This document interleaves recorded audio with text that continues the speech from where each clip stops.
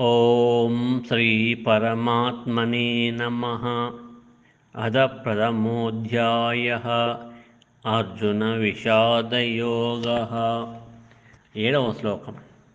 अस्माकं तु विशिष्टाये तान्निबोध द्विजोत्तम नायका मम सैन्यस्य संज्ञार्थं तान् ब्रवीमि ते। 8వ శ్లోకం।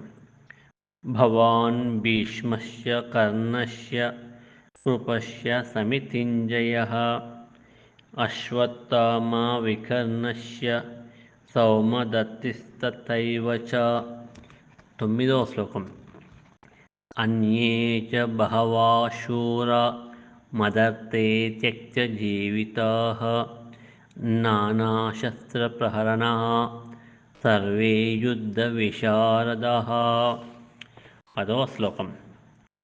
अपर्याप्तं तदस्माकं बलं भीष्माभिरक्षितं पर्याप्तं त्विदमेतेषां बलं भीमाभिरक्षितम्।